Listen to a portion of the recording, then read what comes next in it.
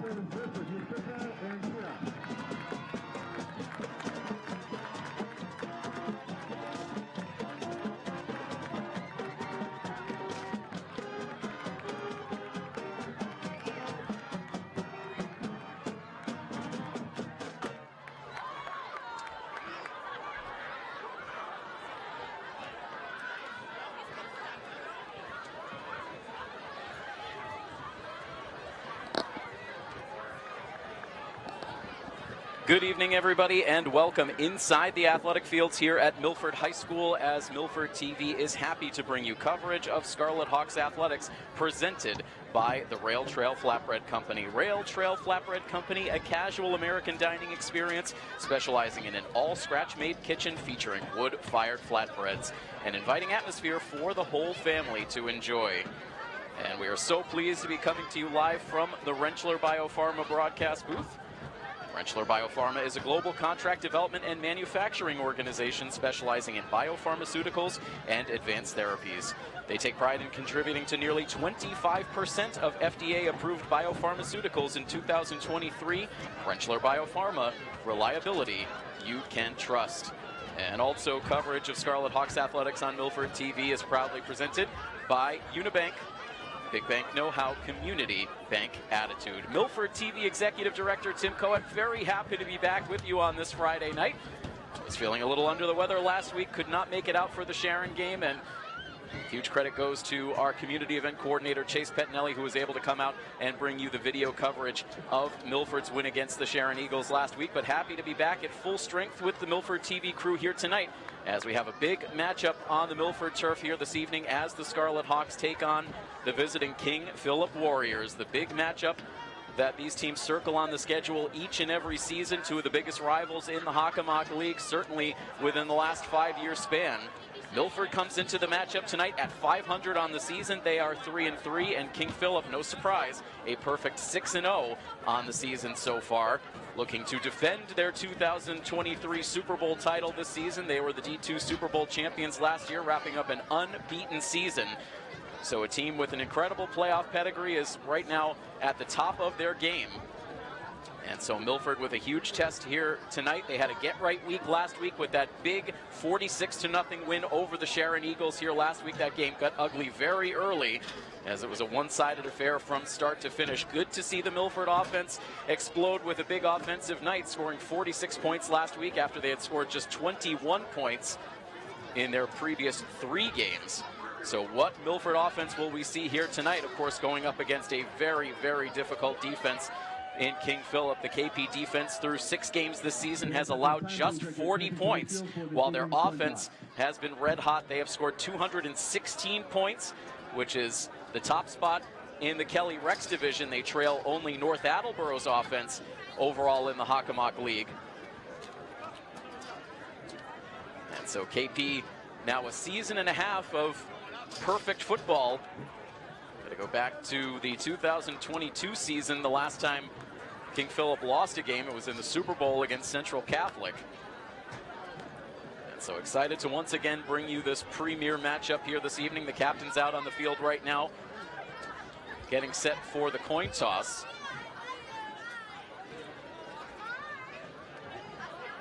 So we will wait to see the outcome of that coin toss, as KP will call it.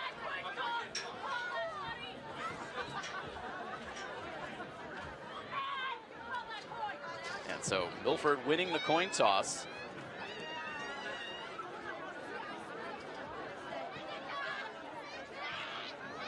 And so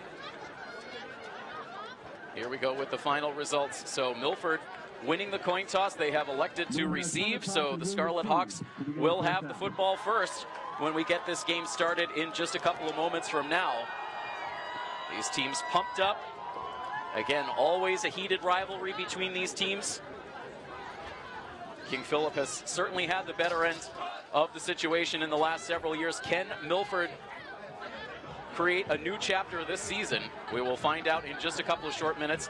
The Milford High School Marching Band about to give you the national anthem. We will step aside here on the play-by-play, and then we will get this game started next. Kickoff comes your way in just moments. Stay with us here on Milford TV.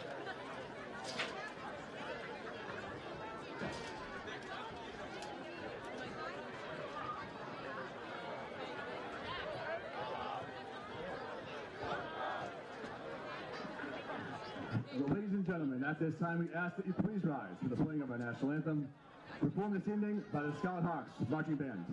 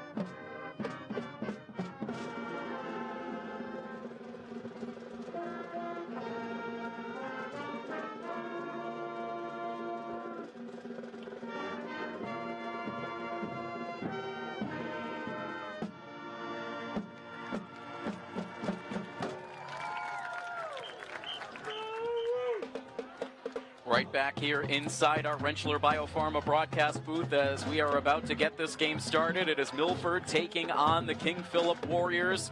Week 8 of this high school football season. Only 1 week remains after tonight until the playoff seedings are determined. The Scarlet Hawks have been hovering around the number 10 position in the Division III power rankings. According to the MIAA, these last couple of weeks, they actually dropped from 9 to 10 last week despite the victory against Sharon. And so trying to give themselves a boost in those power ratings in these final couple of weeks. A team that is accustomed to being in one of those top seeds. That will not be the case this season. The question is, where will they end up when all is said and done? Trying to make sure that they qualify for the tournament.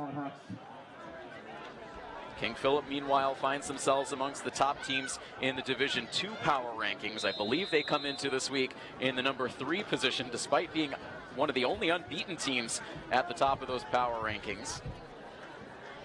Again, Milford receiving first after winning the coin toss.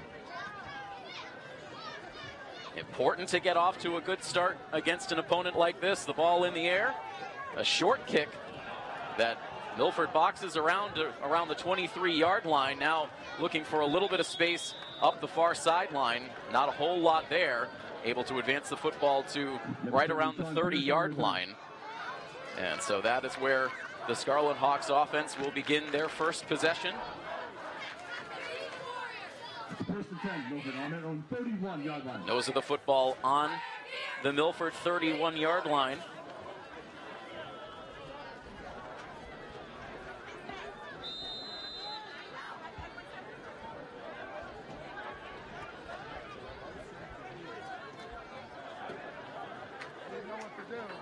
Meanwhile, Joey McGee under center for this first play of the game. He runs the football himself over towards the far side of the field. Able to get a decent gain there, though. Give him a gain of 6.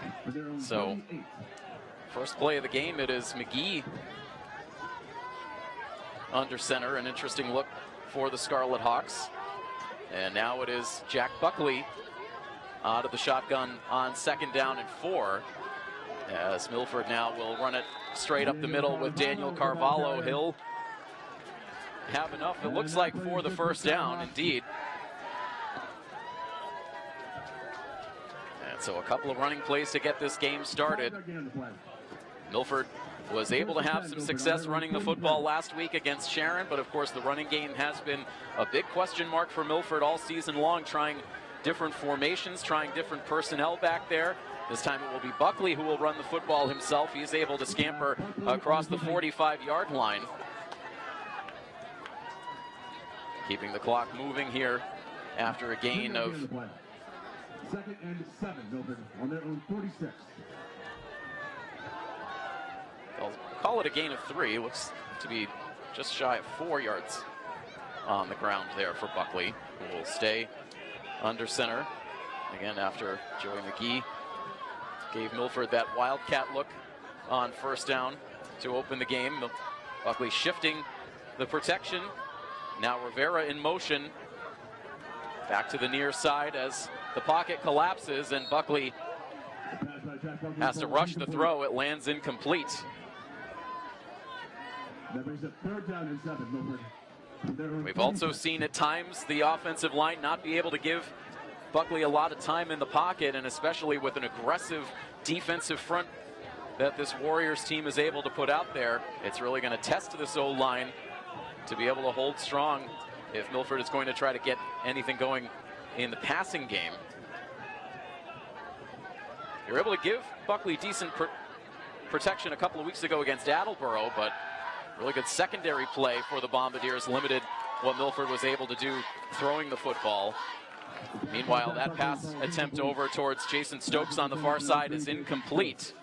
And so all of a sudden now Milford facing fourth down and not taking any chances here shy of midfield. And so one first down on the opening drive for Milford, but they will punt the football away. It will be interesting to see if Coach Olson pulls anything out of the bag of tricks on offense as this game goes on. Low snap And McGee does an excellent job of reeling that in quickly.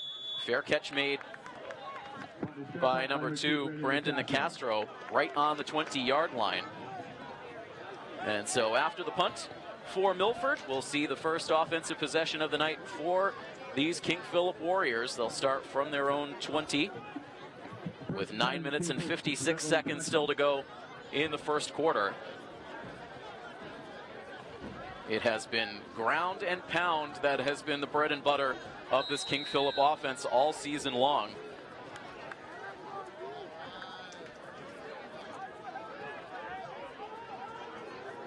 "27 rushing touchdowns on the season through 6 weeks for King Philip. It's been the overwhelming majority of their scores all season. I believe they have just 2 passing touchdowns all season long. Indeed, just 2 TDs thrown by QB Zach Gebhardt.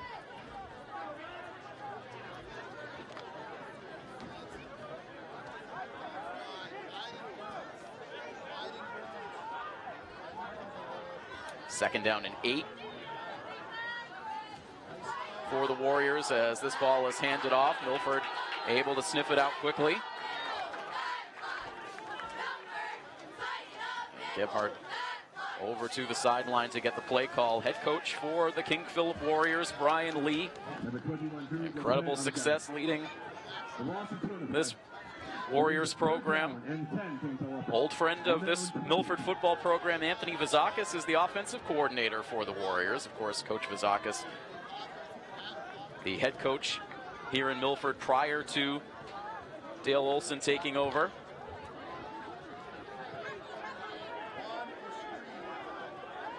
Loss of 2 on that last play for KP, so it's 3rd and 10. This defense would love to set the tone with a 3-and-out. Gebhardt looking to throw. Milford back in the backfield like a missile, and Gebhardt is brought down for the sack. Daniel Carvalho getting into the backfield, bringing Gebhardt down, and an excellent start to the night for this Scarlet Hawks defense. It'll be 4th down and 17 and a punt from deep in their own end for the Warriors. That brings it 4th down and 17 for King Philip from their own 13-yard line. An opportunity here, perhaps at a short field. Right now, Stokes and Feliciano lined up right around the KP 45. And the punt is driven over towards the far side of the field. They won't give Milford a chance at a return. That went out of bounds right around the 40. That sort of rugby-style punt out of Tommy Kilroy as he ran it over towards the far side before releasing the punt. And they will mark the football down at the 43-yard line is the final judgment of these officials.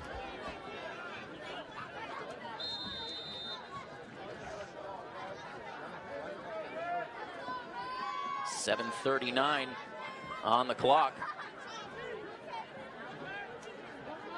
So starting this drive inside Warriors territory at the KP 43.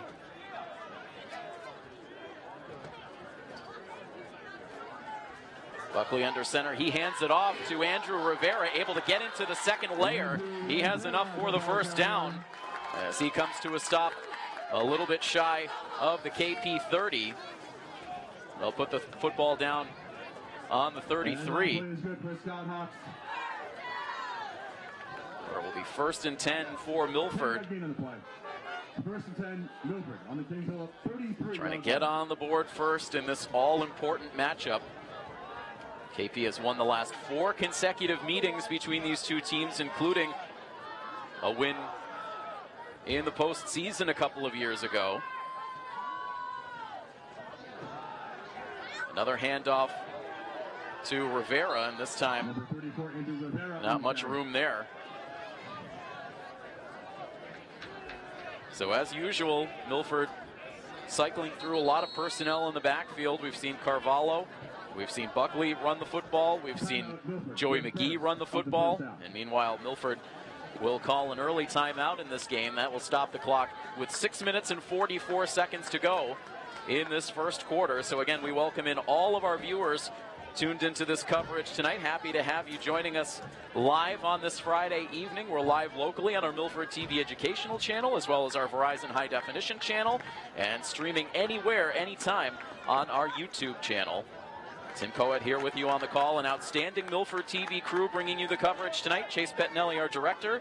Scott Crisafulli, our main camera operator on top of the press box. And Jack Osier bringing you the images right down on the sideline.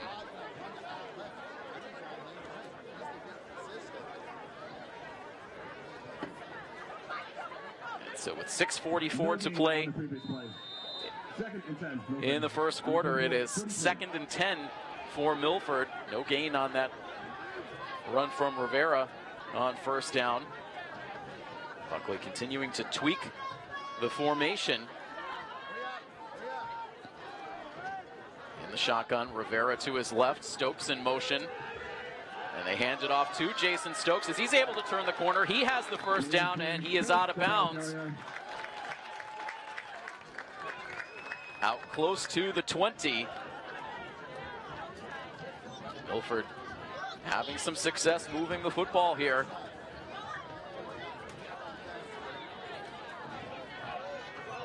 So not quite enough for the first down. They mark him out back at the 24-yard line, so it will be 3rd down and 1. And back to Rivera. He has the first down, and he gets brought down inside the 5. Denied the touchdown, but it sets Milford up with 1st and goal.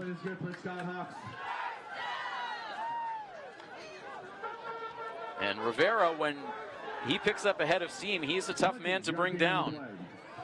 1st and goal, Milford on the 4-yard line. So 1st and goal for the Hawks from the 4. Rivera again just to the right of the quarterback. He gets the handoff, tries to cut his way to the goal line. Milford signaling he's in. No call from the officials, and it looks like they will rule Rivera down just shy of the end zone. So it will be 2nd down and goal with less than a yard to go.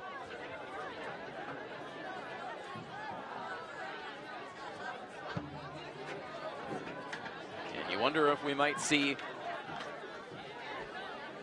Thomas Souza in the backfield in this short yardage situation, or perhaps Henry Baldick. Right now they'll stick with Rivera.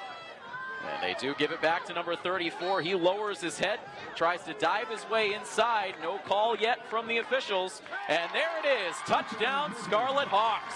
A 1-yard plunge into the end zone for Andrew Rivera. And Milford will strike first in this all-important Week 8 matchup. 6-0 with the point after coming up.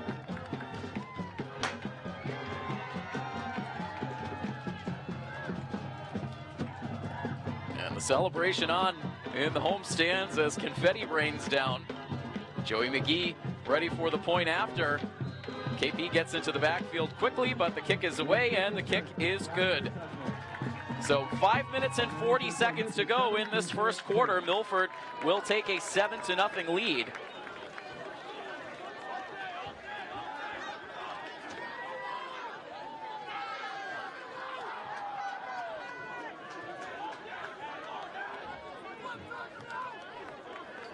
And that's just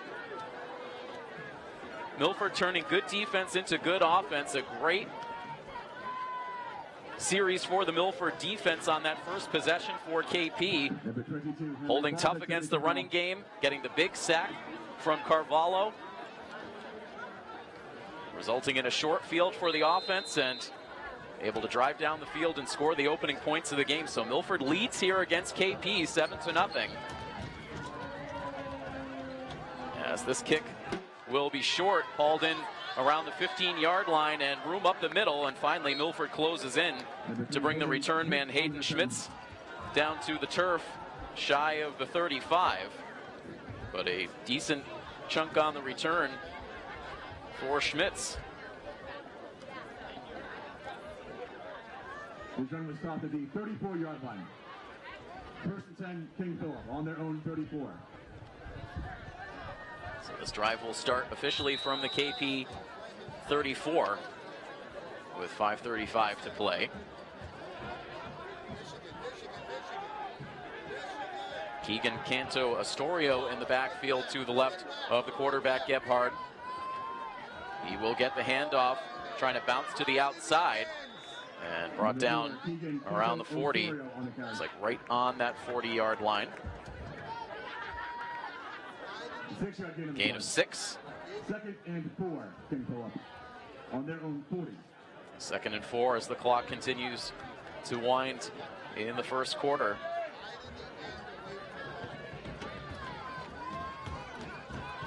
Good amount of fans over in those visitors' bleachers.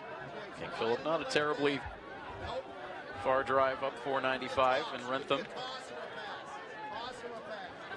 From the shotgun, high snap pulled down by Gebhard, puts it in the hands of the running back. Number 4, Keegan Canto Osorio. It's Canto Astorio again, who was able to push forward for another couple of yards to set up a 3rd down and short.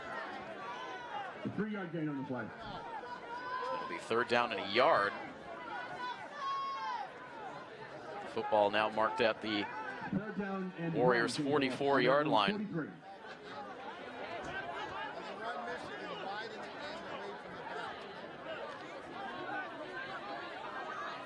And they call it the 43. That nose of the football just about touching the 44-yard line. As King Philip tightens up the formation, Gebhard under center. And able to get that forward push across the 45. Good for the 1st down.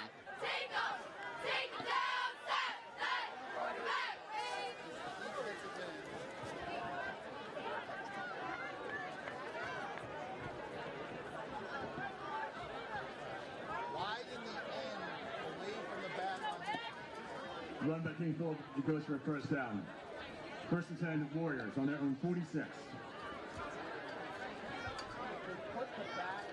Clock ticking down to 3.5 minutes to play in the first quarter.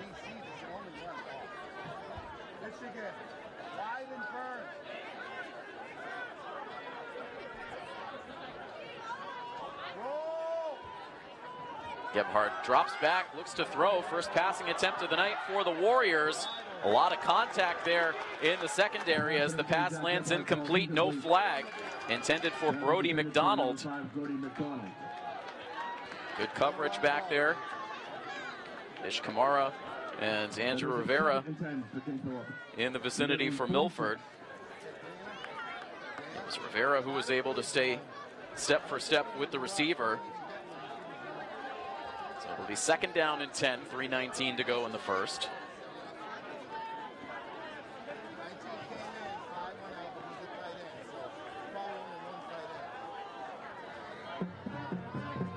Line of scrimmage is the King Philip 46.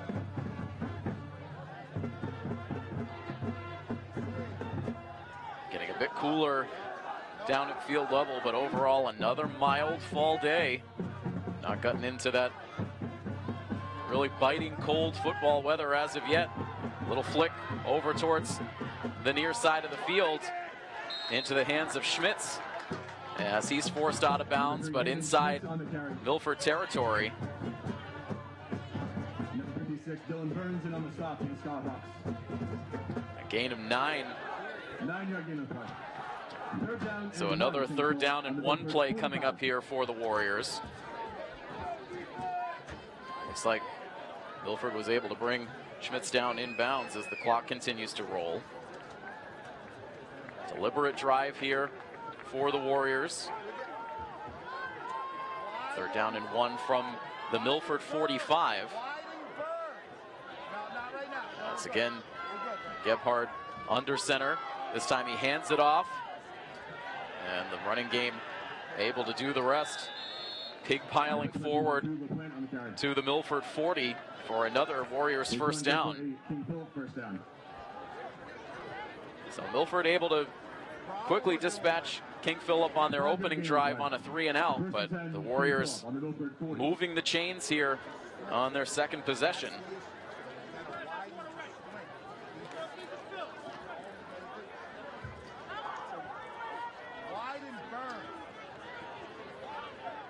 First down Warriors from the 40. And the handoff over towards the far side of the field in the hands of Talon King. Forced out at the 34. Talon King, definitely someone for Milford to watch out for. He leads this dominant King Philip rushing attack with 8 rushing touchdowns.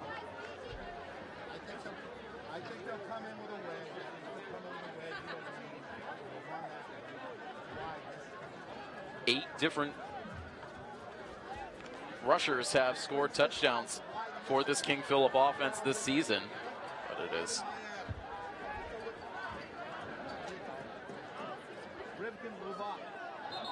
Talon King who leads the group, at least in scoring touch. And Milford committing the offsides penalty, meanwhile, our first penalty flag of the game. And it's going to give the Warriors an uncontested first down. Warriors on the Scarlet Hawk 29. And move KP all the way down to the 29-yard line with now less than 90 seconds to go.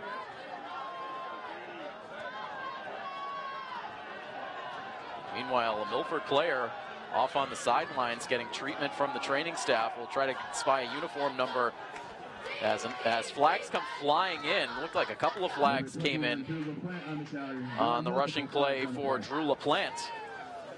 As again, the Warriors continue to showcase their depth.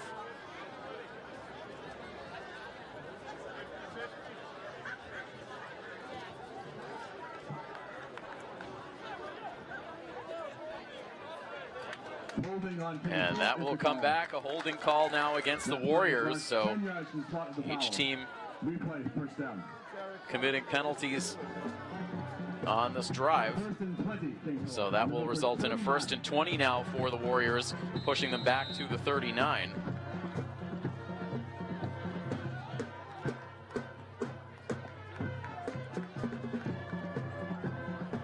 It'll take us under a minute to go in the first quarter.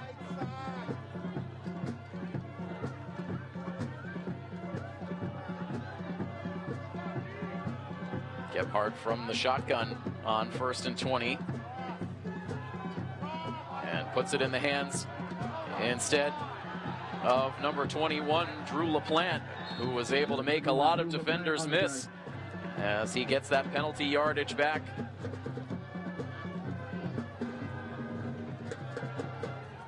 Like a gain of about 12 on that play for LaPlante to set up 2nd down and 8.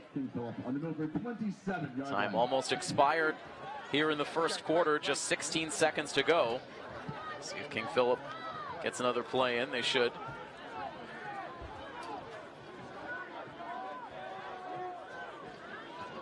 Line of scrimmage is the Milford 27. Again, back in the hands of LaPlante, as he is brought down at the Milford 25, and that will be the final play of the first quarter. So the only points in the opening period from the 1-yard touchdown rush for Andrew Rivera. Milford leads King Philip 7-0. We'll take a very quick pause here on the broadcast as we come to you live from the Rentschler Biopharma broadcast booth. 7-0 Milford. More in just a moment here on Milford TV, presented by the Rail Trail Flatbread Company. On the 19th of November, between 3 and 5 in front of the high school. And they accept cash, Venmo, and have a link for credit card payments. All proceeds support music scholarships. And while you're down the way, also make sure to visit the Milford Gridiron Club tent. The whole tent is half off throughout this evening's game.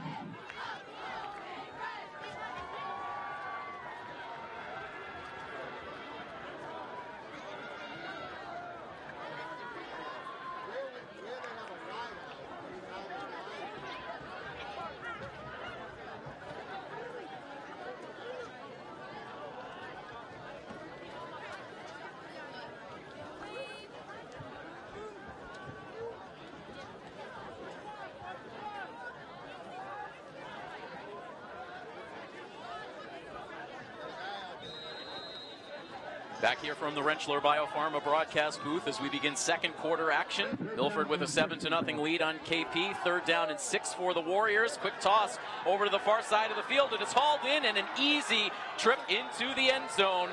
Touchdown for Hayden Schmitz, a 25-yard touchdown reception. A lot of yards after the catch there for Schmitz. And so first play of the second quarter, King Philip is able to put it in the end zone, and we're an extra point away from a tied game. Number 9, Sean Woods, in for the point after attempt.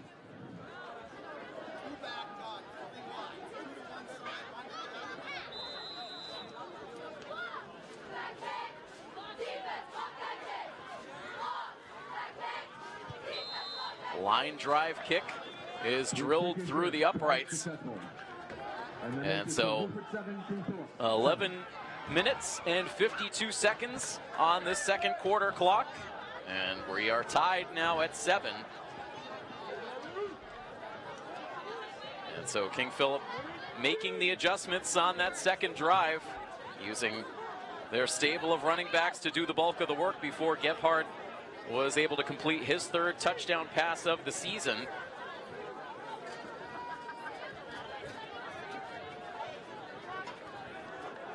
For Hayden Schmitz, that's his 2nd touchdown catch.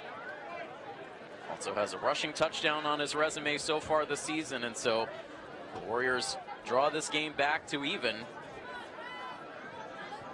And, you know, you look through some of the final scores for King Philip this year, the most points that KP has allowed all season long is 14 points. That was in their Week 1 game against Walpole, a 42-14 win.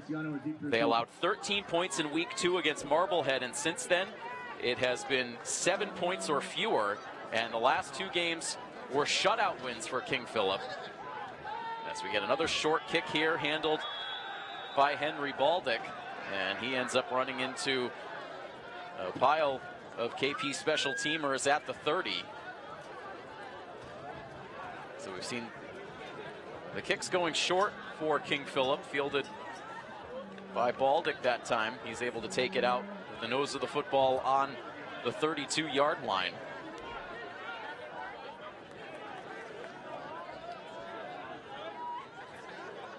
First and 10, Milford from their own 32-yard line. Last season, when these two teams met, it was a 23-14 win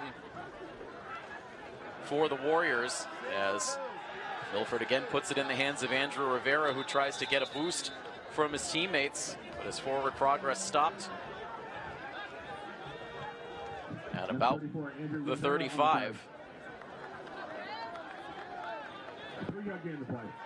2nd and 7, Milford on their own 35. Milford has kept the games competitive against the Warriors. A lot of low-scoring, close games.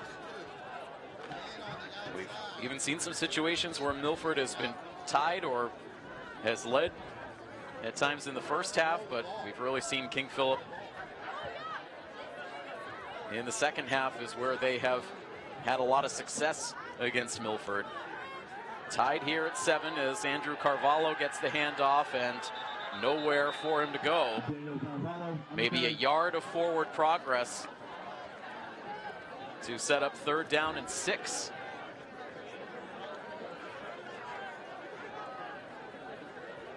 A 1-yard gain on the play. And again, with the way that things have gone for the Milford running game this season, you're not going to have a lot of success in this game just lining up and running your standard set of plays. Milford's going to have to take some chances in this game. On 3rd down and 8, the fans rise up. Buckley fakes the handoff, now is forced out of the pocket, and he is brought down to the turf. Tackled by number 24, Aiden Astorino, one of the KP captains. No gain on the play. Buckley able to get back to the line of scrimmage, where it will be 4th down and 6, and McGee comes out onto the field Brandon McCaster and Tommy Kilroy take to receive for the Warriors. As Milford is forced into a 3-and-out.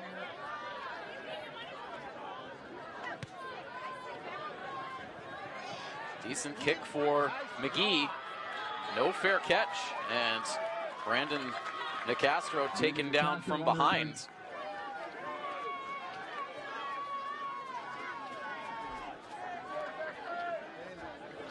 So they'll mark the line of scrimmage at the King Philip 34.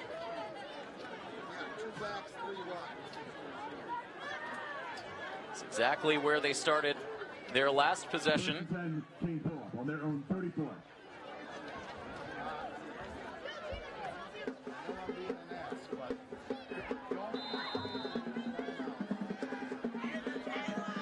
So right back to work now for the KP offense.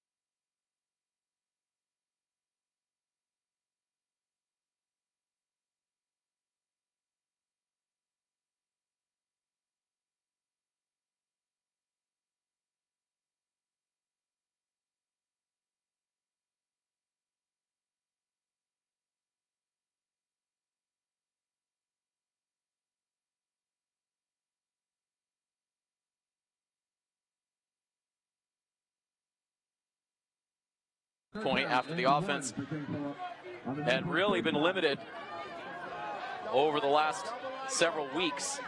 Scoring a touchdown here against KP, a tied game, 3rd down and 1 out of the timeout, and the Warriors are once again able to keep the chains moving.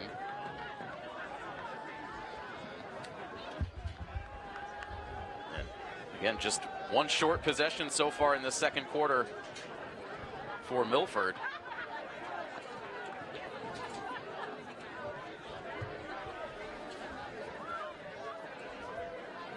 The run good for 18 Phillips, first down. 3-yard gain on the play. This defense having to work hard to try to corral this diverse running attack for the Warriors. Right now, Gebhardt under center on 1st and 10 from the 43. Toss back to number 28, Talon King. And he is able to get a strong gain.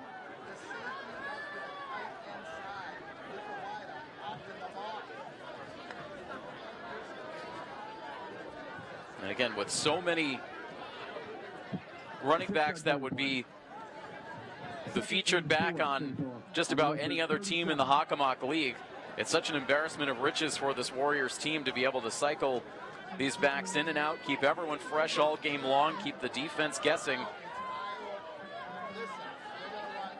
Just so many different looks, so many different styles for these backs. Just incredible depth. And here Gebhardt looks to throw, has a receiver wide open. It is completed to Canto Osorio to the goal line. He'll be brought down just shy. He needed 37 yards for the end zone. Looked like he got about 36. So it'll be 1st down and goal to go for the Warriors all the way down at the 1-yard line. And so KP right on the doorstep of taking their first lead on the night.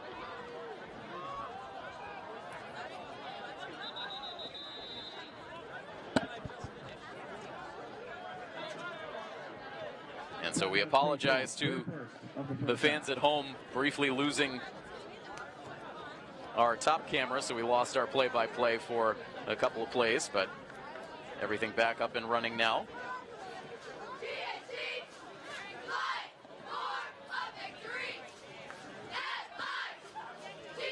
So meanwhile, timeout on the field, 4 minutes and 36 seconds to go. And so an eerie pattern developing here tonight, one that we have seen play out a number of times so far on this season for Milford, and that being that Milford's able to score early and take an early lead, but then not able to build on that lead as their opponent ends up going to work and seizing control.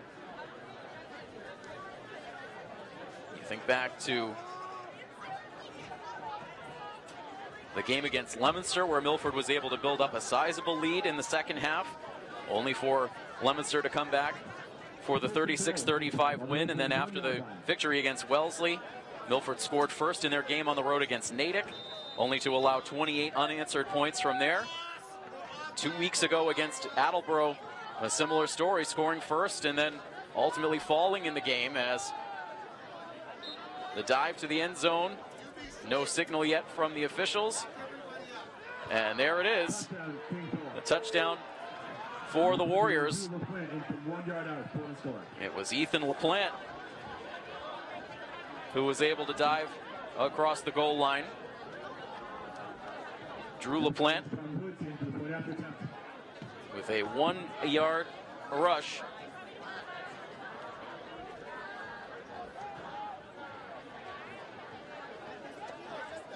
Lined up for the point after attempt.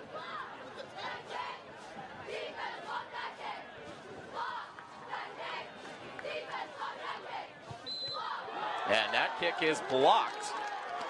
It was another low kick. That one might have not even cleared the crossbar had it made it all the way through, but it was blocked by Milford. And so the point after attempt is no good.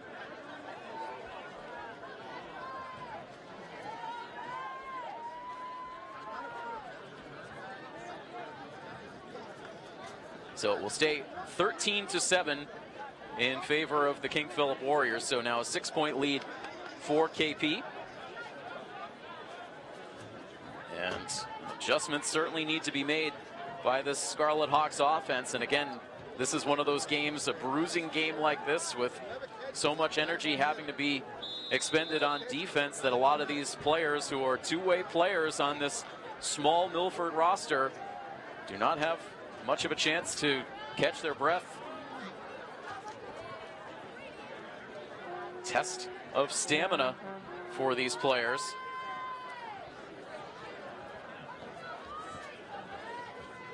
A deeper kick this time will make its way to Jason Stokes at the 15, and Stokes tripped up as he spills across the 30. Stokes on the return.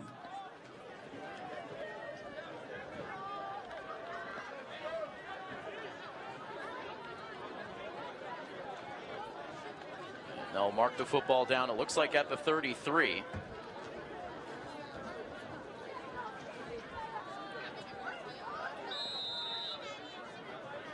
With again 4 minutes and 19 seconds to go, Milford held without a first down on their last drive. First and 10 Milford. And they'll pitch it back to Andrew Rivera, who looks for room on the far side. Hard shoulder check as he tried to free himself.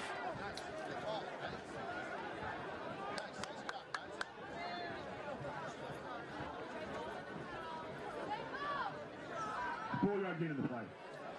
2nd and 6, Milford, on their own 37. So not yet moving the marker on the field, as right now the officials gather together. Didn't see a flag down on the field, but a lot of yellow cleats out there, so sometimes it's hard to tell the difference.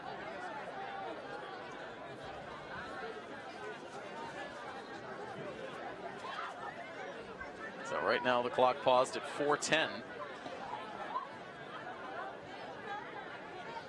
It looks like the penalty is against KP. Right now checking in with the Milford coaching staff. And so your guess is as good as ours. Right now everyone in the press box is not quite sure.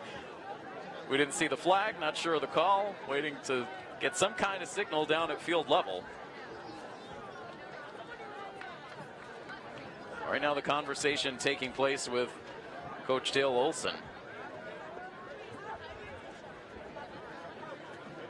And so Coach Olson making his way all the way out to the middle of the field to continue this conversation. So confusion all the way around as we wait for things to get adjudicated.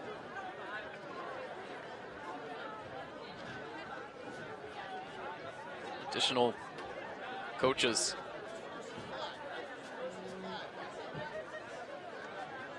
getting their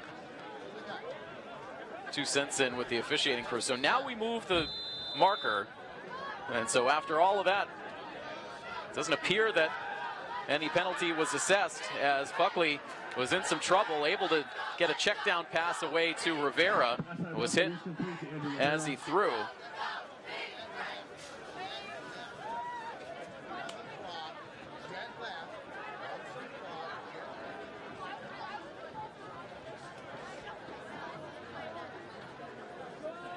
So not much there.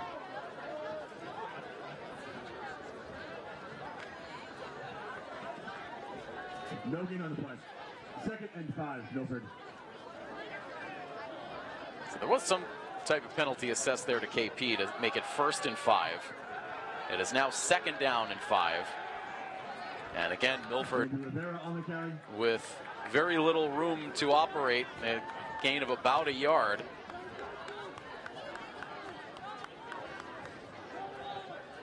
One-yard gain on the play. 3rd down and 4, Milford. From their own 39. So 3rd down and 4, less than 3 minutes to go in this first half. Rivera now will split out wide to the near side.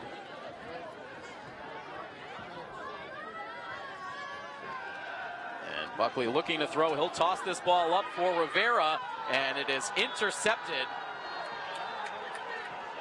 It was Brandon Nicastro who had the better positioning there the whole way through, forced Rivera to the outside. And Buckley, knowing that he was not going to have long in the pocket, had to quickly set his feet and release that throw.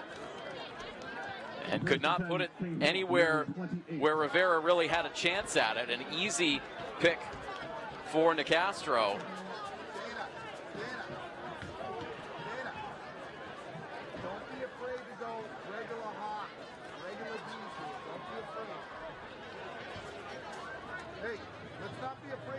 And so Buckley throws the pick. And with 2:40 to go, KP offense, a chance to come back out here. Milford won the coin toss to open the game. They received to start the night, so KP will have the ball first in the third quarter.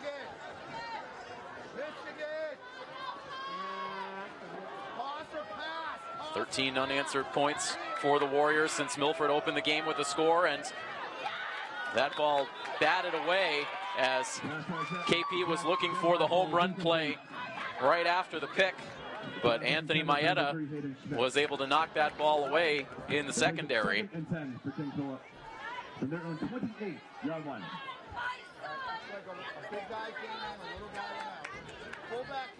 2:34 on the clock, second down and 10 for the Warriors from their own 28. Actually, slightly worse field position than what KP has had on their previous two possessions, so that interception almost served as a third down punt. Gebhard with a handoff to Canto Osorio.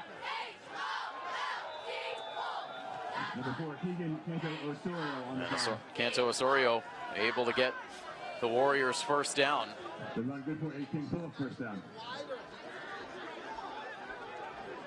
This Milford crowd hushed into silence here as KP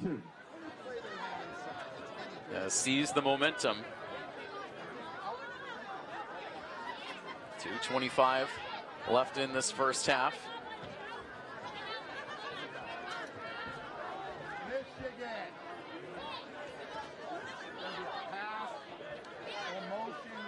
Zach Gebhard from the shotgun. Hands it off up the middle to LaPlante.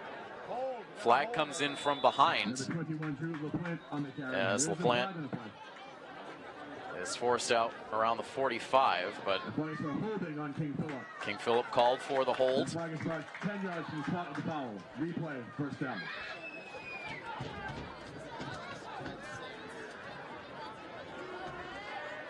Clock paused at 2:18 to go.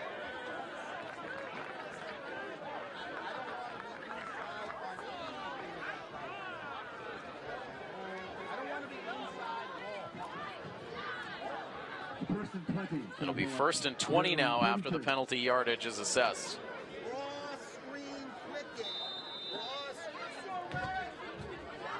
I play, no matter what, I play regular games. I just play golf. I go hot quarters against them. Line of scrimmage is the KP 31. Back up! Toss! Pitch back to Canto Osorio. And Milford missing on the initial tackle. Canto Osorio on the carry. Second and long. Back everybody up.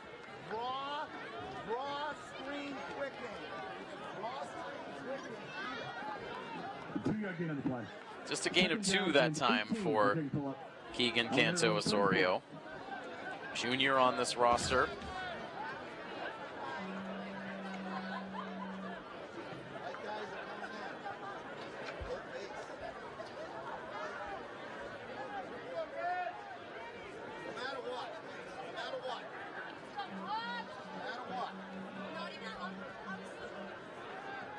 King Philip not in any particular hurry here as we approach the final minute of this first half. Well, again, run it up the gut. I believe that was Canto Osorio again, sneaking through for a 7-yard gain, setting up 3rd down and 11. On their own 41-yard line. So KP continuing to use up this clock if they don't convert on the 1st down, not giving Milford really anything to work with on the other side. As now Gebhardt returns from the sideline to relay the play call. 17 seconds as KP now hurries up to the line. And so King Philip, with the play clock winding down, are forced to call a timeout. So that stops the clock with 12 seconds remaining. And so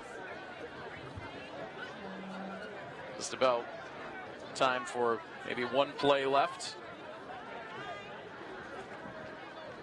As the Warriors talk things over, Milford does the same. Milford striking first with the Rivera touchdown, but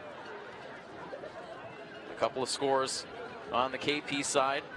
25-yard touchdown catch for Hayden Schmitz, and then the 1-yard rush for Drew LaPlante.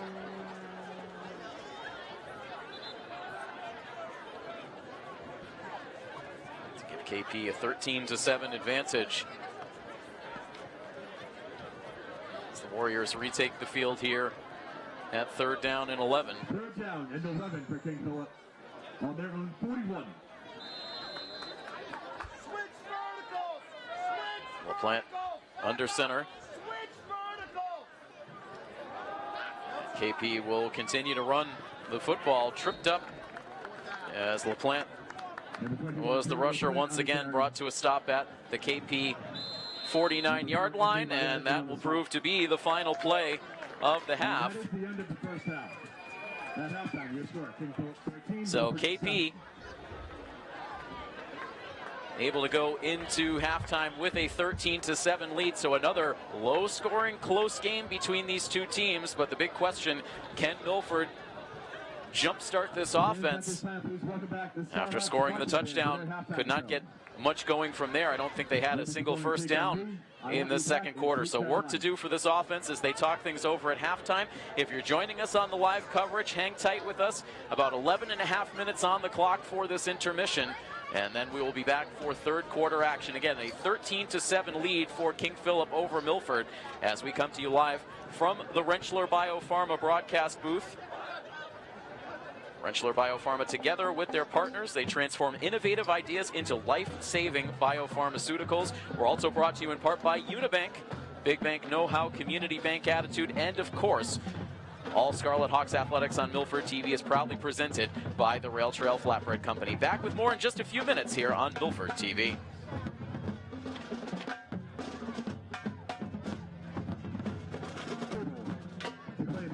Thank you.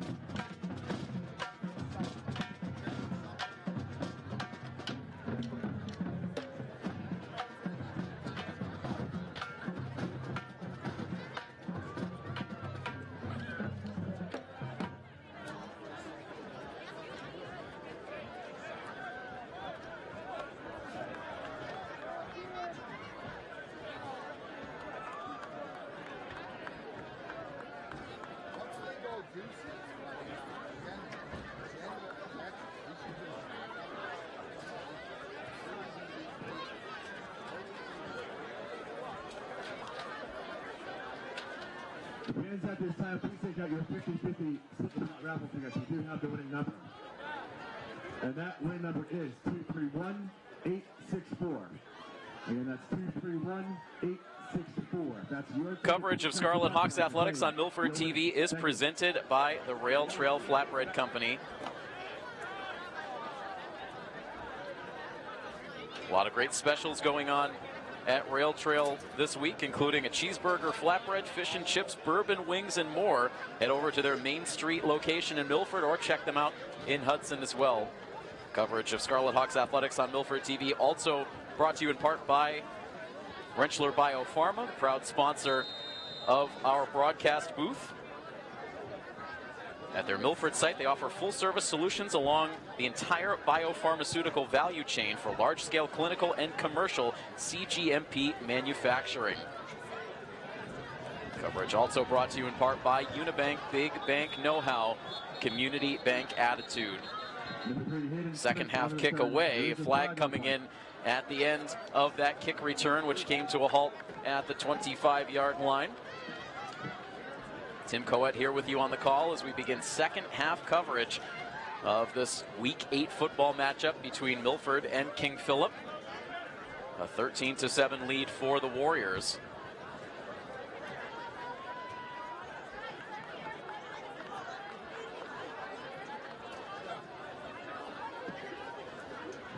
And so looking like this is going to go against the Warriors. So personal foul against KP. The flag is for a personal foul on King Philip. And so this is going to bring KP all the way back inside, half the distance to the goal. or just outside the 10. 10 King Philip. On their own 12. So they will start from their own 12-yard line here in the third quarter. But not pinned back there for long, as this running game able to immediately bring the Warriors back out past the 35-yard line. It was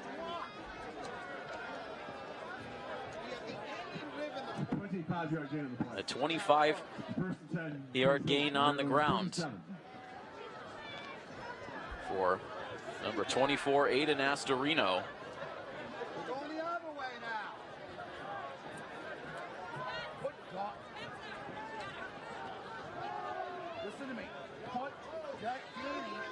Milford able to bottle things up for Talon King. Second and 7, King Philip. This King Philip team, winners of 3 Super Bowls within the last 8 years. They won back-to-back titles in 2016 and 2017. Before winning their most recent Super Bowl championship last year, defeating Marshfield in that D2 Super Bowl. And a straight run up the middle for King. He is loose in the open field, only Kamara to beat, and Kamara is able to run him down before he gets to the end zone, but it'll be first and goal for the Warriors from inside the 5. And KP ripping off a couple of massive runs to open up this third quarter. First Astorino, and now 57 yards straight up the middle for Talon King.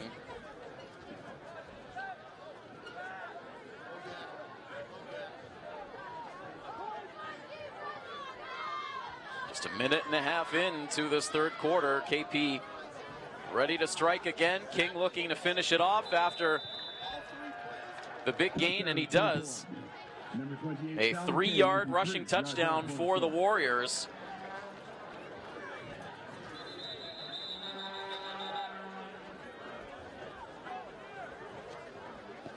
So Talon King with his team-leading 9th rushing touchdown of this 2024 season. Amongst the league leaders in rushing touchdowns.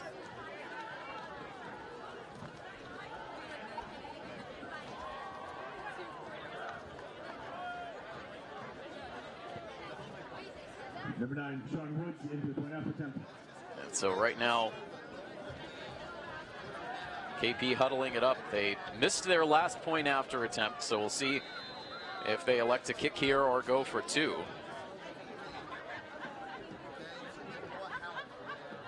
Taking a long time to get into formation. And Zach Gebert comes back out onto the field. And so they will indeed go for the 2-point conversion, looking to make it an even 2-score lead. They hand it off, and Milford got the initial stop in the backfield, and they will hold KP shy. The 2-point conversion fails, and so it will keep the score at 19-7. And then makes score King Philip 19, Milford 7. So a 12-point lead now for the Warriors.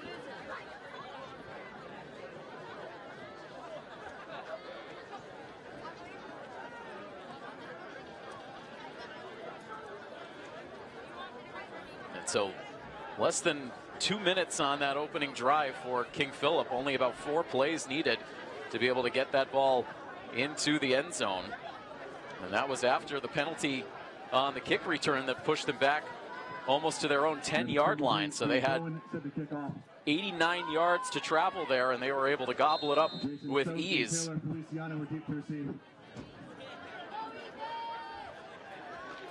This has been an intense rivalry between these two schools over the years. Back a couple of years ago when Milford was also in Division II, these teams would battle for playoff position. We've seen a lot of times where this matchup has been between 2 undefeated teams.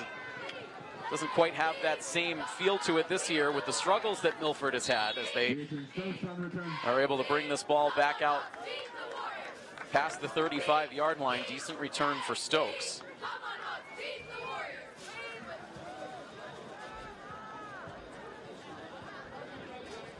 It's just felt like ever since that Week 2 loss to Leominster, Milford has not been able to really find their mojo.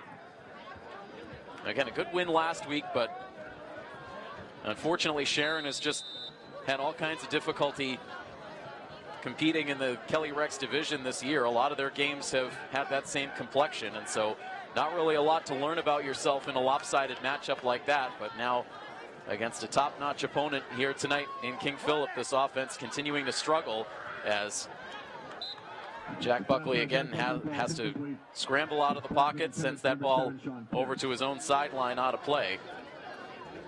Incomplete pass, 2nd down and 10.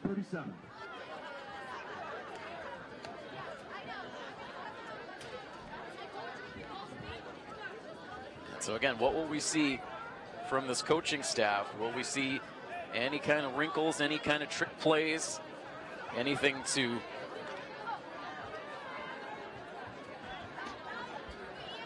give this offense some life? It's Rivera in the backfield moving over to the left side of Buckley. And instead it's Stokes on the sweep. And he doesn't have any room to turn the corner on the near side. 1 yard gain on the play. 3rd down and 9, Milford on their own 38.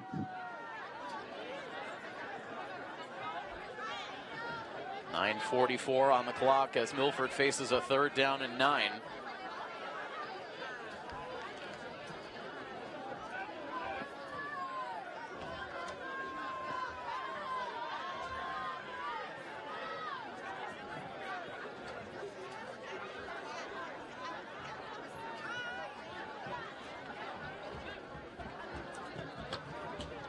Rivera, the man in motion. Buckley drops back. And the ball is batted at the line, intercepted. And down the near sideline goes King Philip and into the end zone. Returning the interception for a pick 6. Number 7, Tommy Kilroy with the pick 6.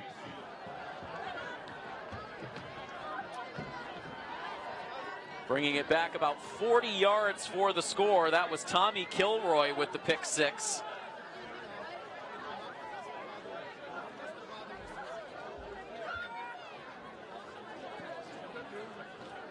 And so that, I believe, is the 4th interception returned for a touchdown by this KP defense this season. Giaccassini with 2 pick 6 on the year. Brandon Nicastro with a pick 6, and now Tommy Kilroy.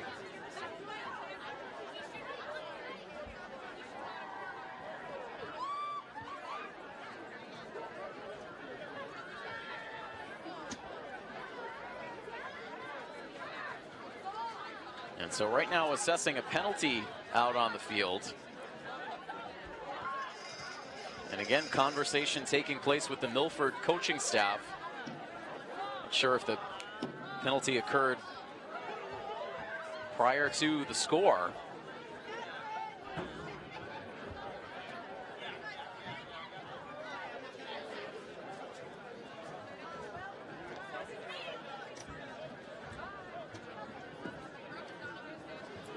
So again, getting adjudicated down at field level, officials talking with both coaching staffs. Right now the clock paused with 9 minutes and 4 seconds to go in the third quarter. That is trending decidedly in the wrong direction for Milford.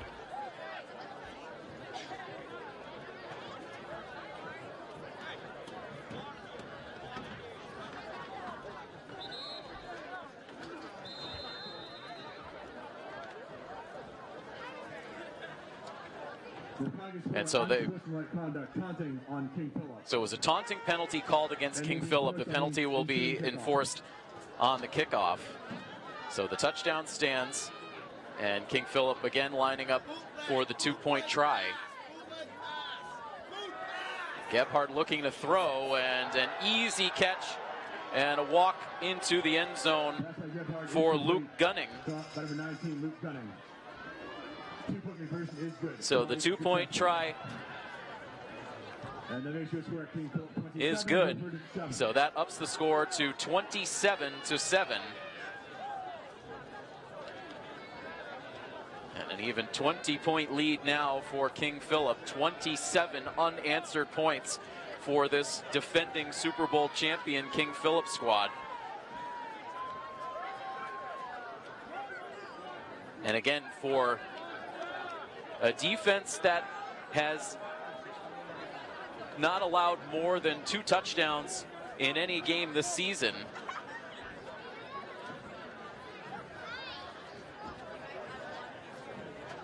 Certainly the prospects for a comeback here grim for Milford at the moment. And again, this is a defense that pitched back-to-back shutouts against Sharon and Taunton. Allowed 6 points in Week 4 against Foxborough, and just 7 points allowed against Norwood the week prior to that. This has been a hard defense to score against. And so meanwhile, as you can see, this kickoff lining up at the Milford 45-yard line. So the taunting call was against Milford after the King Philip touchdown, as Jason Stokes reels in this catch at the goal line. And trying to wind his way up the middle, trying to sneak free, had one defender left to beat, and Jack Azzini able to swing Stokes down to the turf. Oh, if he had only gotten away from the grasp of Azzini, it would have been an open field ahead for Stokes. Almost broke that one open, and it would have really given a jolt to this Milford crowd that has been stunned into silence since the early portions of this game. Overall, still a decent return for Stokes, as Milford will start from their own 36. With 8:54 to play. Buckley looking to throw and overthrows his intended target, Rivera, over on the far sideline. Second and 10, Milford, on their own 36.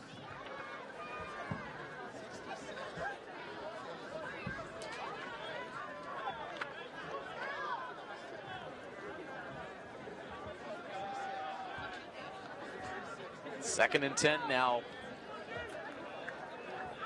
as Buckley will look to run himself, but is immediately forced back. Forward progress will give him a yard, maybe 2. It'll be 3rd down and 8. 3rd down and 8, Milford. From their own 38.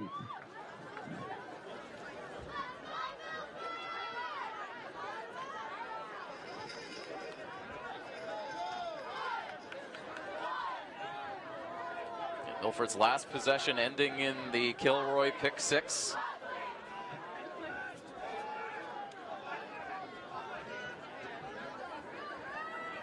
Rivera in motion as Buckley drops back, runs out of time, and is driven to the turf for the sack.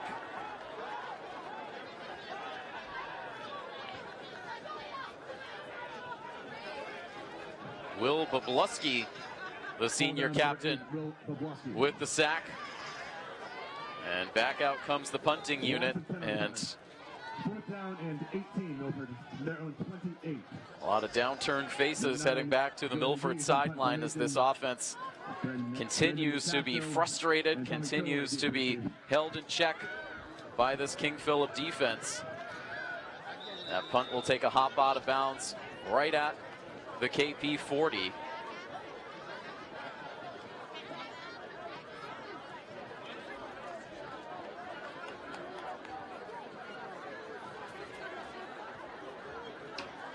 .7:25 on the third quarter clock as the KP offense 1st and 10, King Philip on their own 40.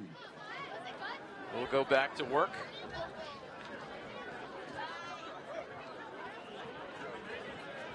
So the last 4 Milford possessions since their touchdown have been 2 3-and-outs and 2 interceptions. One of those picks resulting in a defensive score.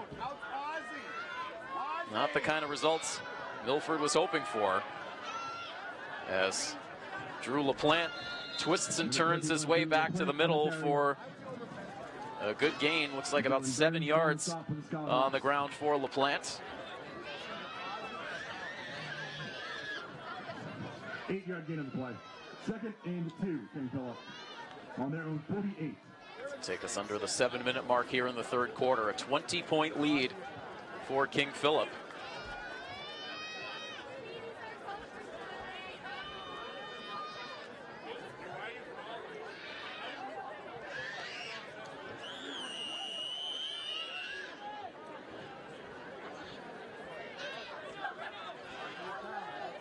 Warriors taking their time here,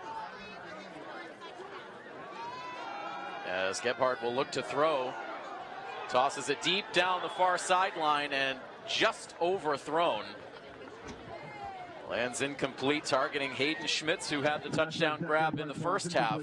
Was just out of his reach. Incomplete, and it will be 3rd down and 2. On their own 48-yard line.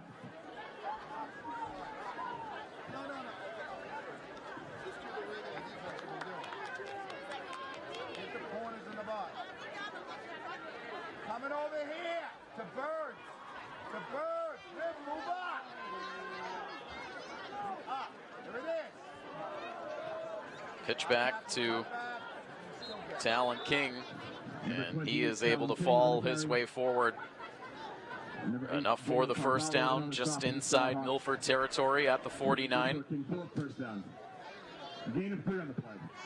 1st and 10 Warriors on the Scarlet Hawk 49-yard line.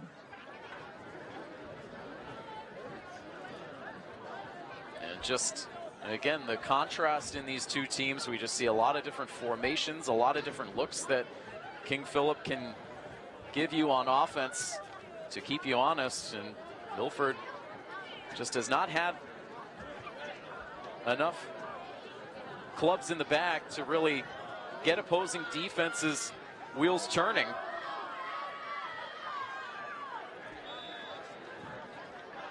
As Aiden Astorino provides another jolt across the 45 to the 43. 2nd down and 4. As the clock continues to steadily wind down in this third quarter.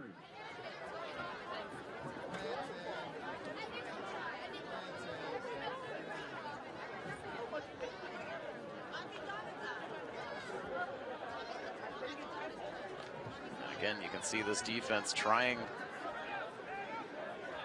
to stay loose out there. They have been pushed to the limit in this game. Toss back to Drew LaPlante. He's loose on the far sideline. Runs it out around the 20.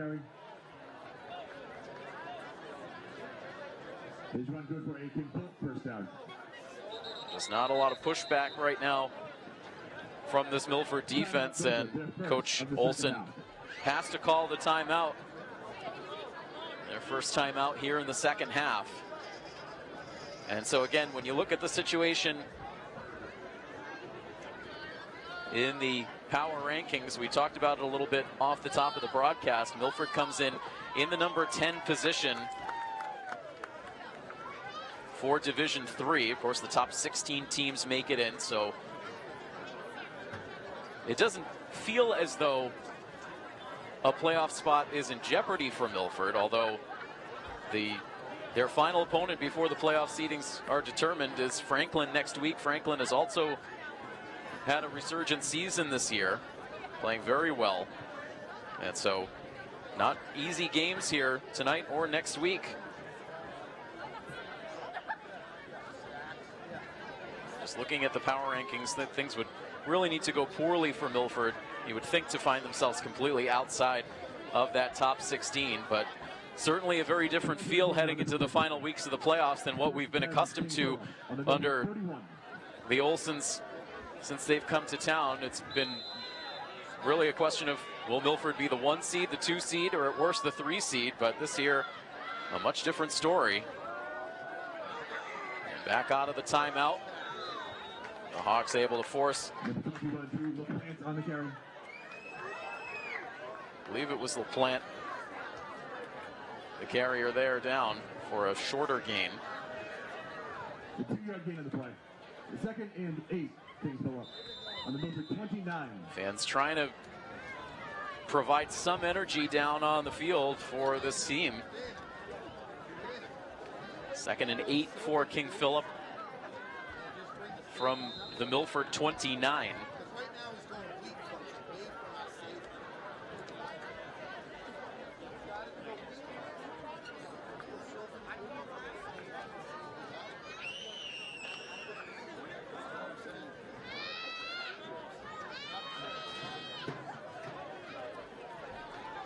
Keegan Canto Osorio now moves to the left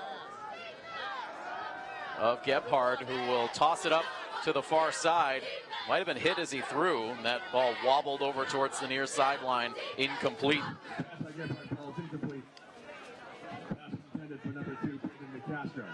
It's Brandon Nicastro in the area for KP. So it'll be 3rd down and 8. On the Milford 29-yard line.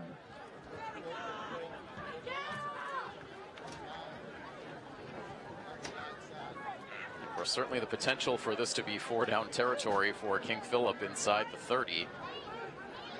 Not a lot to lose, up by 20.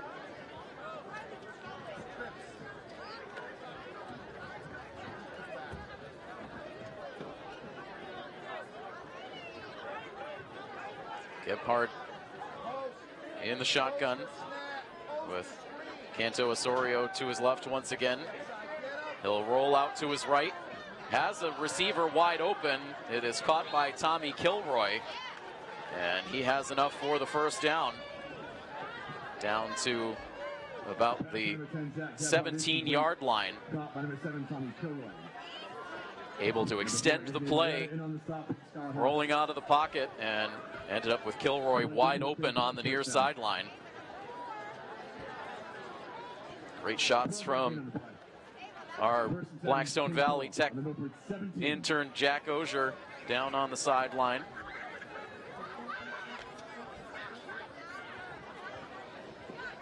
Getting you up close to the action. Ticking down to 3 minutes to play in the 3rd quarter. 2 running backs flank Gebhard. Ends up with Canto Osorio, who this time can't turn the corner. Still able to get a decent push, gain of about 3 or 4. 3-yard gain on the play. 2nd and 7, on the Milford 14. Stays in bounds to keep this clock moving. This has been a 3rd quarter absolutely dominated by the Warriors.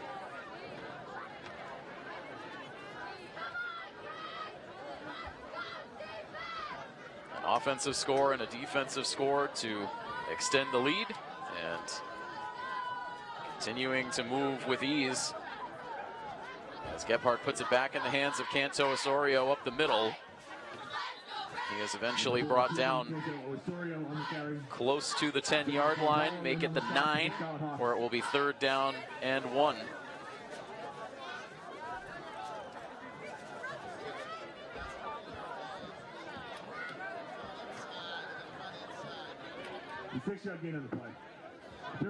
After this game today, we have just one regular season game remaining on our fall sports coverage. That will be the boys soccer team wrapping things up on Monday with a game against the Taunton Tigers. The soccer team able to keep their hopes of a share of the Kelly Rex title within their grasp with a big win against Franklin yesterday, a game that we covered live. As King Philip pushes the pile forward, they have the 1st down. And a flag comes in at the end of the play as KP was marked down at the 5.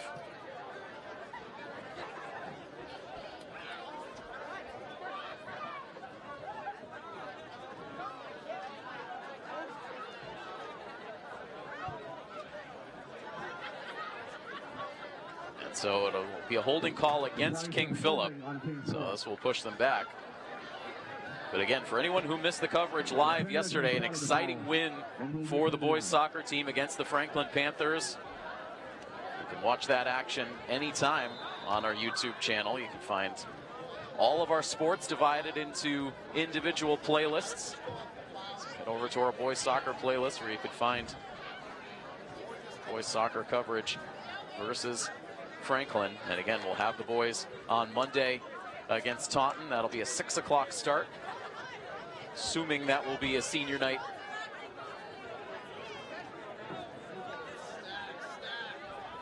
For the boys soccer team, and then we will look to see if we get any home playoff games for any of the fall teams once the MIAA brackets are released, to extend our fall sports coverage. Timeout, King Philip, the 1st of the 2nd half. So meanwhile, King Philip will call a timeout down on the field, their 1st timeout of the 2nd half. It stops the clock with 42 seconds to go in the 3rd quarter. And also for any of our Milford viewers tuned into the coverage, if you missed Milford's special town meeting earlier this week, Milford held their special town meeting on Monday evening, going through a 30-article warrant. If you missed any of that, we were there covering the meeting live. You can also find that meeting in its entirety on our YouTube channel. It's also playing on our program schedule on either our public channel or our Verizon High Definition channel. A lot going on in the fall. And before long, we'll be turning our attention towards some of our holiday programming and then getting into our winter sports coverage as well. So a lot coming up across all of our Milford TV platforms. 42 seconds left in the 3rd quarter. And Gebhardt releasing a throw towards the near corner of the end zone, and it is hauled in for the touchdown from 14 yards out. Brandon Nicastro hauls in the 2nd touchdown catch of the game for the Warriors.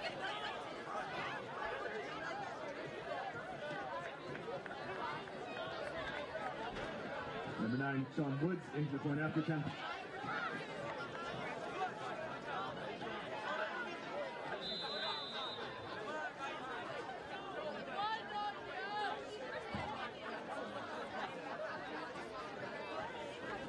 This time we'll see KP attempt the extra point, able to sneak it through. It's good.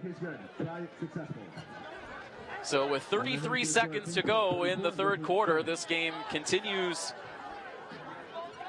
to lean heavily in KP's direction. Now a 34-7 lead. And again, 34 unanswered points for King Philip. So just a painful pattern that has been Milford's undoing all season long. This game taking on very similar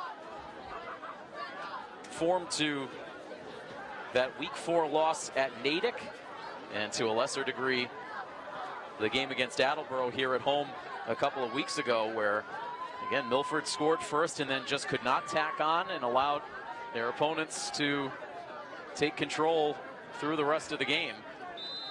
Milford started the night well, a 7-0 lead after the touchdown for Andrew Rivera, but it has been all King Philip since, including a couple of interceptions, one for a defensive score.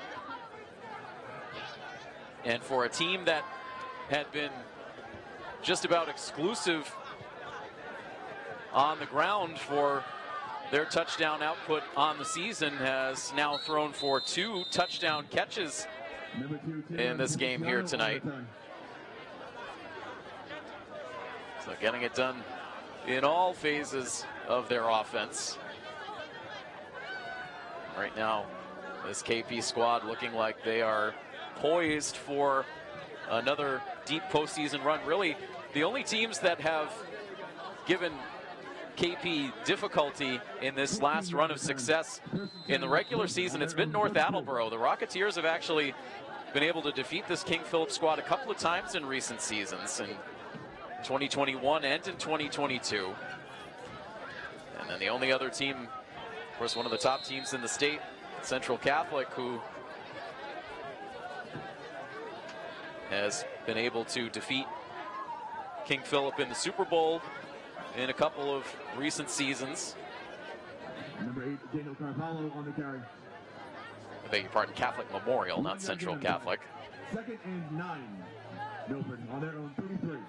Catholic Memorial right now the end of the number 1 team in the Division II power rankings at 5-1. Marshfield, who King Philip defeated last season in the Super Bowl, 5-1. They're number 2.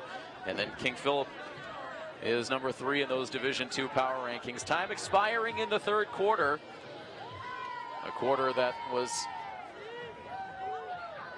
just about a disaster for the Scarlet Hawks. So it will be a 34-7 lead for King Philip into the 4th quarter. We'll bring you that 4th quarter action when we come back in just a moment. Stay with us here on Milford TV.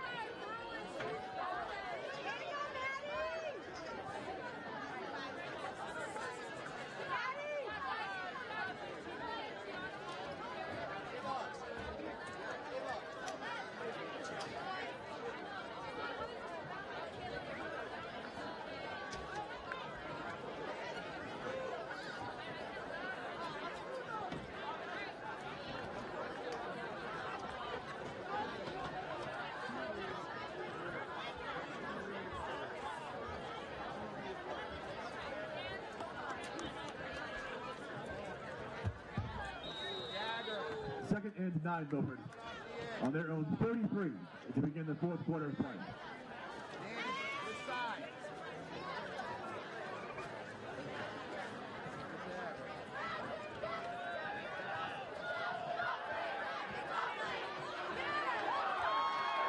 Quick play to get things started in the 4th quarter, and it is a pass hauled in by Jason Stokes.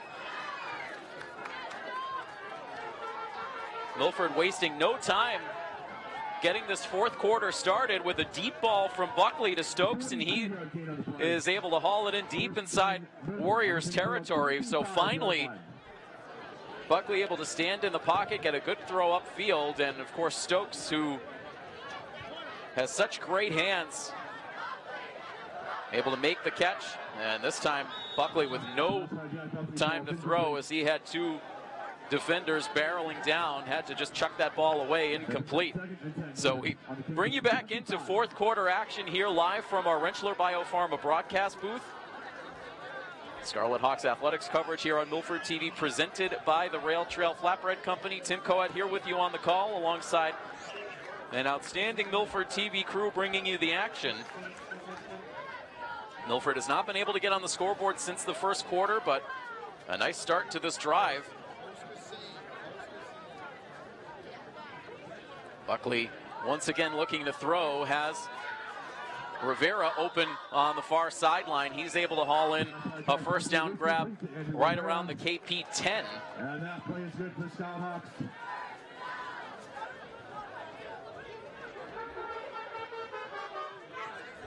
14-yard gain on the play. It's a gain of 14 on the catch for Rivera. They mark him out at the 11, so it is 1st and 10. And again, looking for Rivera, who is able to just stick his hand out there and haul that ball in, but not in bounds. Still a nice effort for Rivera.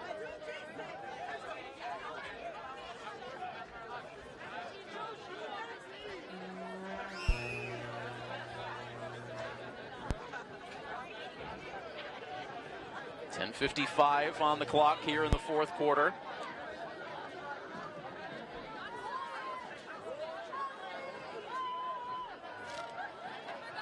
Buckley rolling back, and again, no time to throw as he had,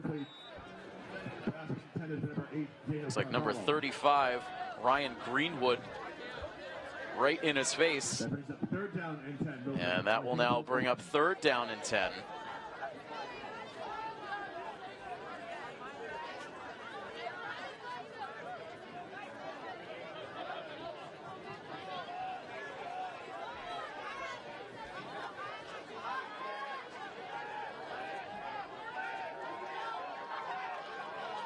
Buckley looking back to the sideline for the play call. Now drops back, gets some protection, pocket collapses. Buckley steps through the rush, throws to the end zone, and the pass is intercepted. It is picked off by Hayden Schmitz. Had a touchdown catch earlier in this game, now reels in KP's 3rd interception of the game.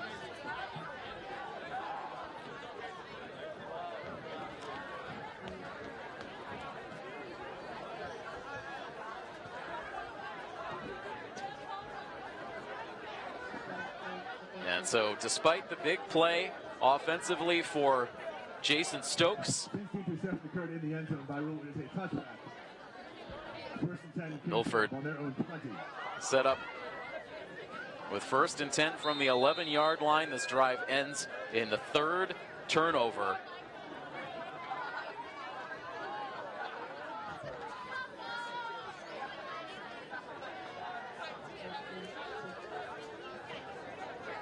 So King Philip takes over, 1st and 10 from their own 20.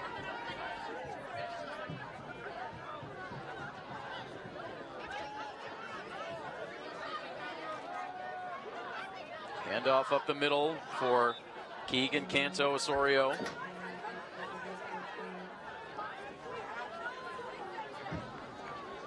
Number 4, Keegan Canto Osorio on the carry. 6-yard gain on the play. 2nd and 4, King Philip. From their own 26.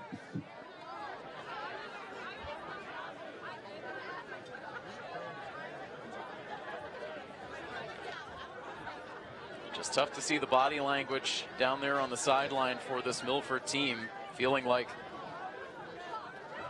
they were on the verge of getting back on the scoreboard, maybe trying to give a little bit of a push here in the 4th quarter, but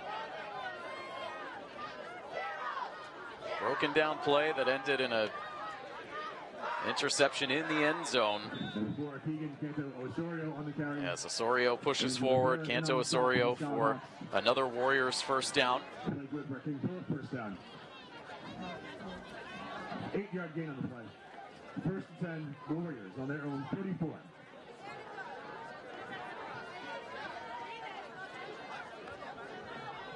Right now, the Warriors able to chew up as much of this clock as they can. 9.5 minutes to go now.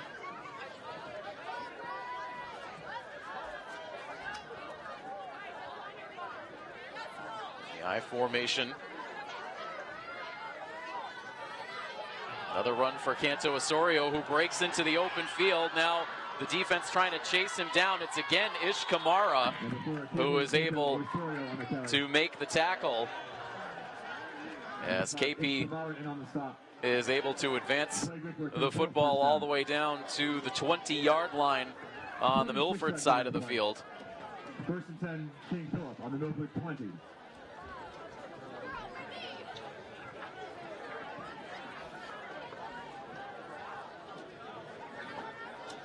Big gain of 46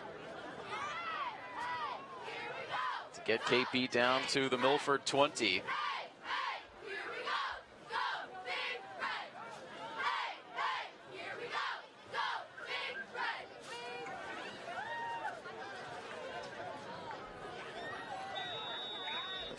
Stands starting to empty out a bit here on the home side for Milford. They're second of the second half. Even over in the jungle, where the fans have been steadfast behind this team all season long, starting to thin out. As timeout is called on the field, stopping the clock with 8 minutes and 26 seconds to go. It's a really uncharted territory since the Olsons came to town in this season for Milford. Certainly expected this to be a different looking team this season based on all of the losses with the class of 2024.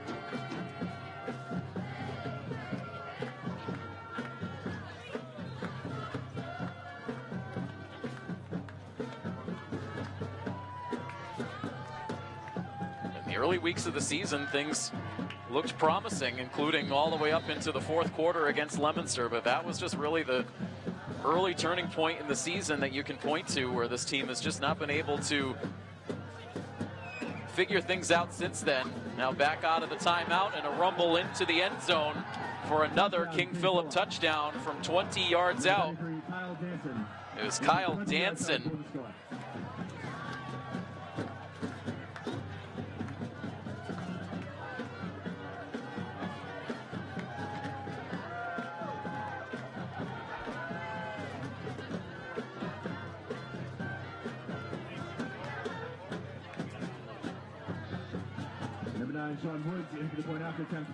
So Danson with his first rushing touchdown of the season for KP.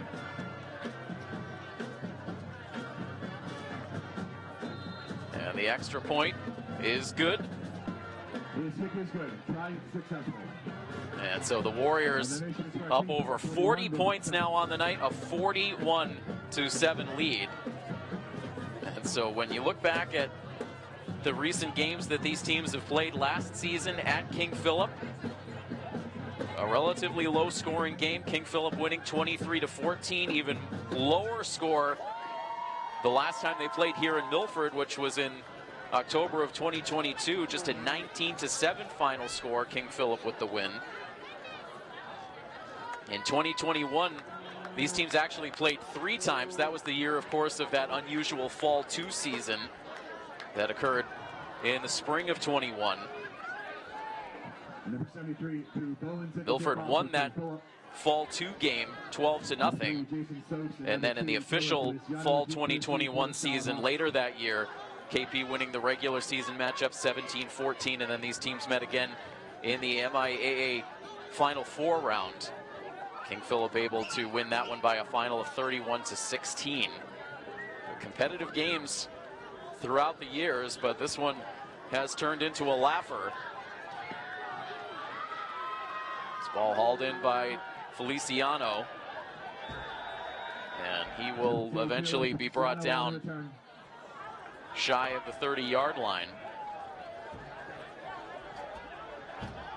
So just 6 minutes remaining in the fourth quarter.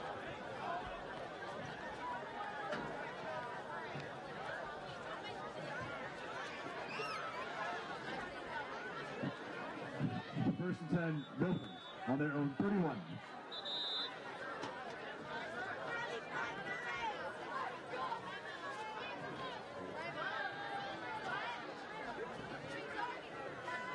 So meanwhile, timeout is called on the field,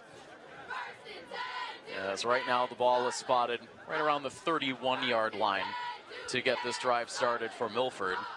But the officials again conferring here.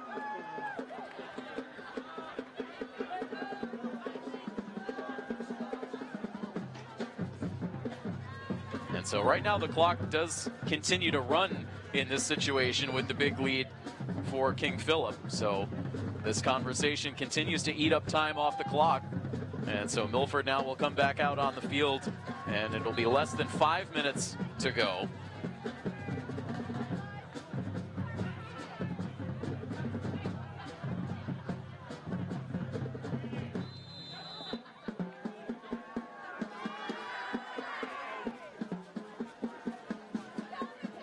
New quarterback on the field for the Scarlet Hawks as they hand this ball off to Henry Baldick. Henry Baldick to the ball carrier.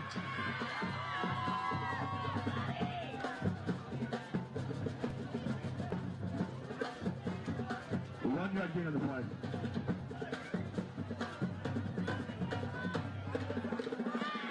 Second and 9 on their own 32.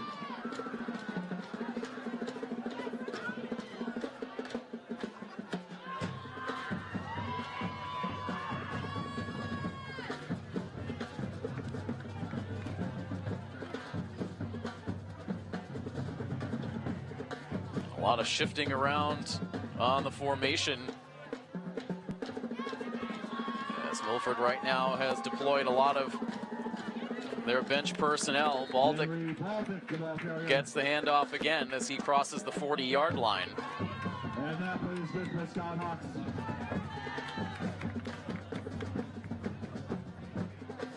10-yard gain on the play. First 10, Milford on their own 42.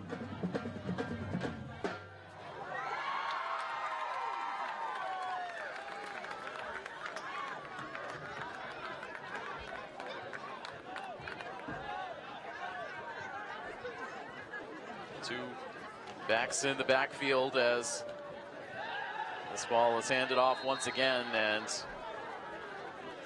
Henry Baldick on the carry. Baldick, after getting the first down carry, able to push forward for a yard as we dip under 3 minutes to play. 1 yard gain on the play. Second and 9, Milford on their own 43.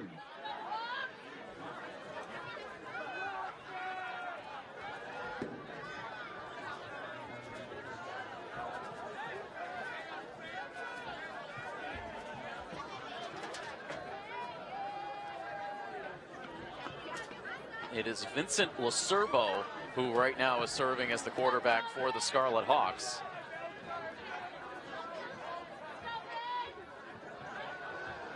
As a flag comes in,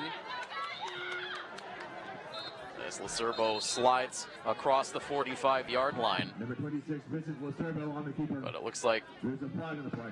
this is going to go against Milford. For backing up.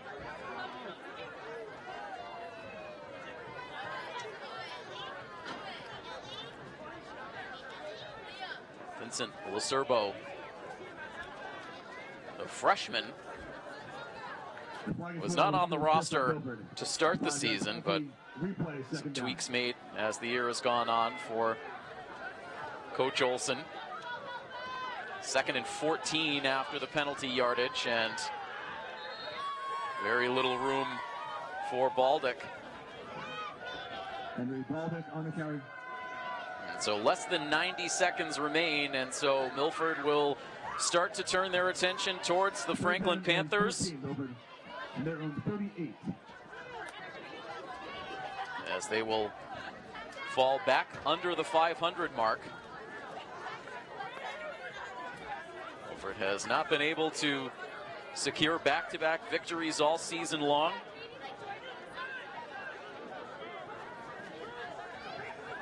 They'll take on a Panthers team that came into this week at 5-1.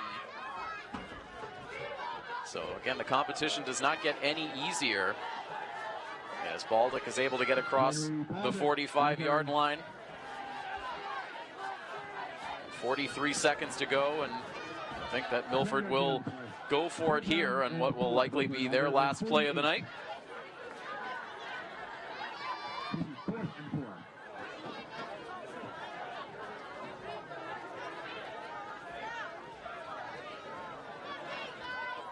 And we'll see if they even choose to run another play here. Just 20 seconds left, and it looks like Milford may be content to just let this remaining clock tick down.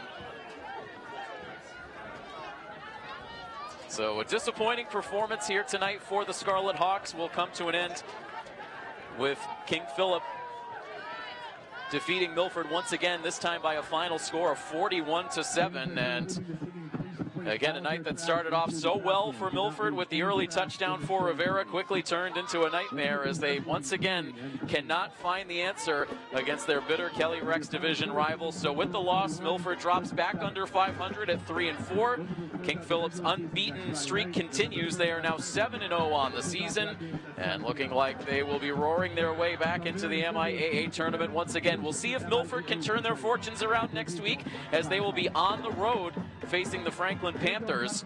So Franklin TV, I imagine, will have some coverage of that game for you if you want to tune in to the final regular season game, and then we'll see how things shake out for Milford in the MIAA tournament. But again, our final regular season coverage of Scarlet Hawks Athletics on Milford TV will come your way on Monday evening, as we will have the boys soccer team senior night game against Taunton. Milford hoping to keep their hopes alive for a share of the Kelly Rex Division title. We hope you will join us for that coverage. In the meantime, a big thank you to our entire Milford TV crew helping to make this coverage happen tonight. Our director is Chase Pettinelli, and our camera operators are Scott Crisafulli and Jack Osier.